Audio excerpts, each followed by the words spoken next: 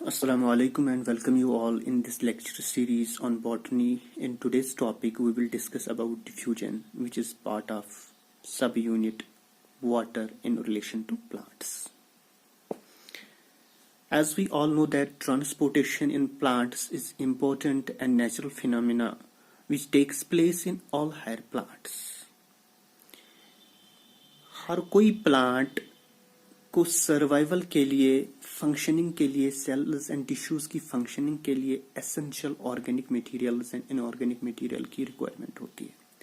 ये जो इनऑर्गेनिक और ऑर्गेनिक मटेरियल का मूवमेंट है from one cell to another cell, from one tissue another tissue, this is carried out by specialised transport system.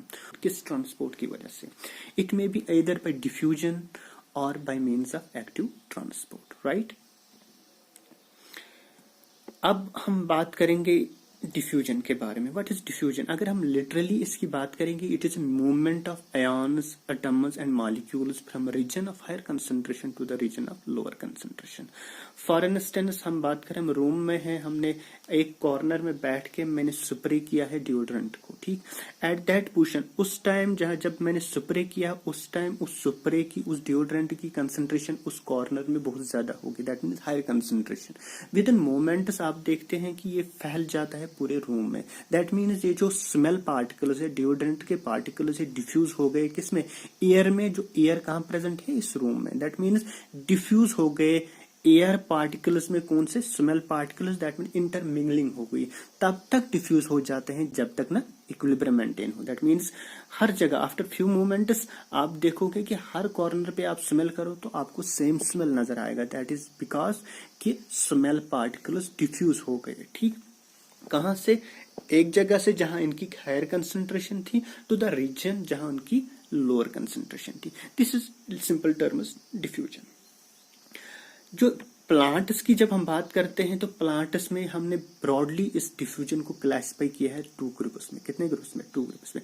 One is simple diffusion and second is facilitated diffusion. पहले हम बात करेंगे simple diffusion की। ये जो simple diffusion है, आप देखते हैं कि सेल्स यूजुअली मेम्ब्रेन बाउंड होती हैं, ठीक।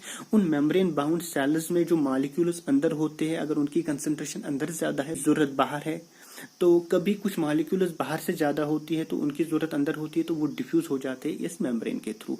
अब अगर ये मॉलिक्यूल्स फ्रीली मूव करते हैं, किसके? इस मेम्ब्रेन के अक्रॉस मूव करते हैं freely without any hindrance from higher concentration to the lower concentration without any help of membrane. That means membrane की किसी physical structure के इन्वॉल्व होने के बगैर ही डायरेक्टली ये मॉलिक्यूल्स मूव होते हैं। जैसे कार्बन डाइऑक्साइड हो, ऑक्सीजन हो, ऐसे मॉलिक्यूल्स जब मूव हो जाते हैं तो we call it as simple diffusion. That means molecules from higher concentration to the region of lower concentration without the involvement of any physical structure within the membrane.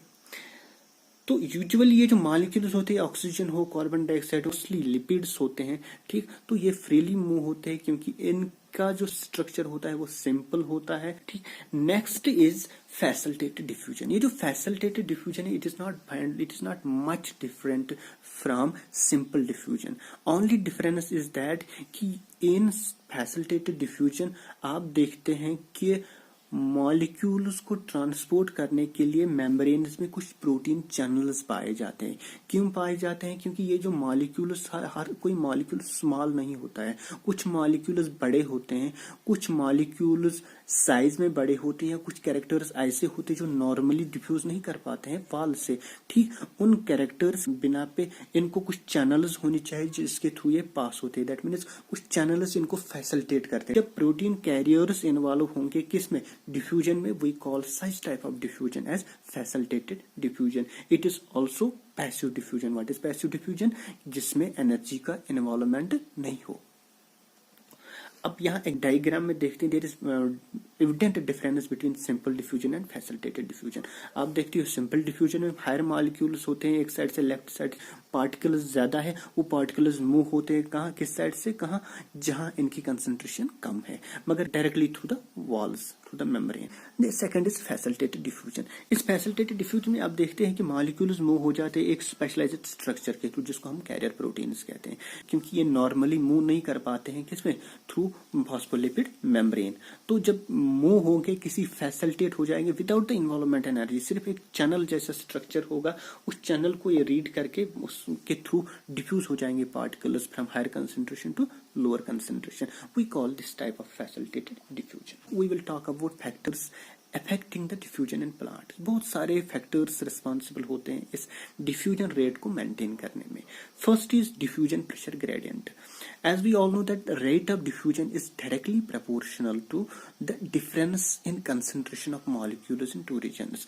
As we all know that movement होता है एक region से दूसरे region में, तो in movement in regions के बीच में कितनी difference है किसकी, concentration of molecules की, वो determine करता है rate क्या, किसकी, diffusion की. For instance, अगर एक साइड से potassium molecules 1000 है और दूसरी साइड से potassium molecules 10 है, right? तो there is a huge difference in concentration. तो ये कंसंट्रेशन डिफरेंस ह्यूज होने की वजह से मूवमेंट ऑफ मॉलिक्यूल्स तेज होगा. जितनी डिफरेंस होगी, जितनी दो दरमियान रीजन्स के दरमियान डिफरेंस होगी, उतना ही डिफ्यूजन तेज होगा. You understand? ठीक. तो उसके बाद एक और फैक्टर है जिसको हम क्या कहते हैं, temperature. Temperature, as we all know that temperature rise होने से यूजुअली मॉलिक्यूल्स की काइनेटिक एनर्जी बढ़ जाती है. जब मॉलिक्यूल्स की काइनेटिक एनर्जी बढ़ जाएगी तो देयर इज पॉसिबिलिटी कि डिफ्यूजन लेवल बढ़ जाएगा. ये देखा गया है कि जितना टेम्परेचर बढ़ जाता है उतनी ही डिफ्यूजन रेट बढ़ जाती है. That is why diffusion is directly proportional to temperature. Finally एक और इम्पॉर्टेंट फैक्टर है जिसको हम क्या कहते हैं, density. As we all know that density के बिना पे मॉलिक्यूल्स का डिफ्यूज होना डिपेंड करता है. ठीक. डेंसिटी डिटरमाइन करता है कि कितना तेज डिफ्यूजन होगा. फर्स्ट अगर हम बात करेंगे गैसियस मॉलिक्यूल्स की, एक साइड से कार्बन डाइऑक्साइड है, दूसरी साइड से ऑक्सीजन है.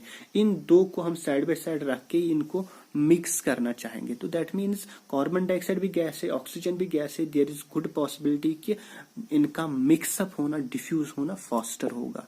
अगर हम बात करेंगे वाटर एंड अल्कोहल की, जो रेट ऑफ डिफ्यूजन होगा वाटर मॉलिक्यूल्स और अल्कोहल मॉलिक्यूल्स का, वो कंपेरेटिवली लेस होगा कार्बन डाइऑक्साइड और ऑक्सीजन की, क्योंकि वाटर की डेंसिटी, अल्कोहल की डेंसिटी या लिक्विड्स की डेंसिटी ज्यादा होती है गैसियस मॉलिक्यूल्स की. अगर ऐसे ही same is the case with solids. That means highest diffusion rate होगी किनमें, गैसेस में, उसके बाद लिक्विड्स में, उसके बाद सॉलिड्स में. दैट इज जितनी डेंसिटी मॉलिक्यूल्स की होगी उतनी ही पॉसिबिलिटी है डिफ्यूजन का कम होना. That means it is inversely proportional to density. Now diffusion is directly proportional to the concentration gradient. जितनी concentration difference होगी उतना तेज होगा diffusion. जितना temperature ज्यादा होगा उतना तेज होगा diffusion. That means directly proportional ये भी है. But density जितनी बढ़ जाएगी उतना molecules का movement करना मुश्किल होगा. जितना मुश्किल होगा तो उतना ही diffusion less होगा. That means least diffusion होगा. That is why it is inversely proportional. Finally what is the importance of diffusion in plants. Plants में जो डिफ्यूजन है इसकी क्या इंपॉर्टेंस, क्या फायदे थे. ठीक. One of the important examples of diffusion in plants is exchange of gases. As we all know that जो लीव्स होते हैं, लीव्स के ऊपर कुछ पोर्स होते हैं जिनको हम स्टोमेटा कहते हैं. ठीक. उन स्टोमेटा के थ्रू गैसेस एक्सचेंज हो जाता है. What is gases exchange? It is intake of carbon dioxide and exhaling of oxygen. As we know that carbon dioxide की कंसंट्रेशन एनवायरनमेंट में ज्यादा होती है इन रिलेशन टू सेल्स. तो ये मूव कहां से करेगा, एनवायरनमेंट से टू द सेल्स, या एटमॉस्फेयर से टू द सेल्स. ठीक है. लीफ सरफेस से टू द सेल्स. ठीक. Through stomatal pores.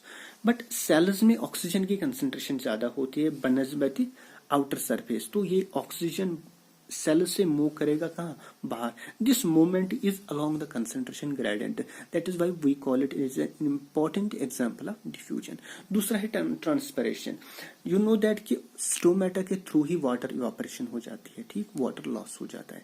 जी वाटर लॉस कहाँ से होता है, इमजेट सेल से. लीव्स की जो इमजेट सेल्स है वहां से इवापोरेशन की वजह से वाटर लॉस हो जाता है. तो ये सेल्स क्या करते हैं, ये अपने एडजेसेंट सेल्स से क्या खींच लेते हैं water as the gradient has been created, क्योंकि उन वाटर लेवल ज्यादा होती है, इनमें कम होता है, तो अलॉन्ग द ग्रेडियंट मूव हो जाता है वाटर। ठीक, सेम इसका ये इफेक्ट, ये पुल जो ये क्रिएट हो जाता है कहाँ, लीफ सेल्स में, it continues up to roots, तो एक कॉलम कंटिन्यू बन जाता है जिसको हम क्या कहते हैं, ट्रांसपायरेशन पुल। ये फिनोमेना भी डिफ्यूजन की वजह से होता है। ठीक, occurs by the principle of diffusion.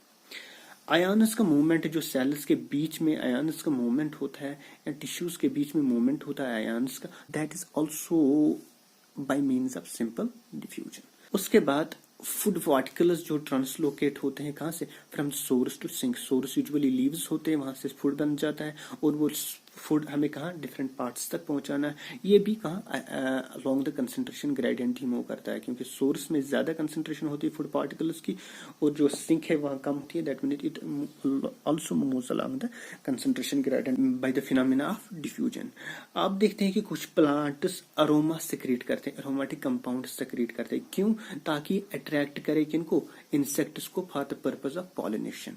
ठीक, ये जो अरोमा सेक्रेट किया, ये डिफ्यूज कैसे हो जाता है एनवायरमेंट में, it is also bye means of diffusion, क्योंकि प्लांट्स के करीब इस अरोमेटिक कंपाउंड्स की कंसंट्रेशन ज्यादा होती है बनस्बत सब सराउंडिंग्स की, तो दैट मीन्स ये अरोमेटिक कंपाउंड्स फैल जाते हैं एनवायरमेंट में, एयर पार्टिकल्स में, ठीक, मिक्सअप हो जाते हैं, जिसकी वजह से इंसेक्ट्स अट्रैक्ट हो जाते हैं, और this process is also dependent on diffusion. This was all about diffusion, its factors, and finally we talked about its importance. Thank you and stay blessed.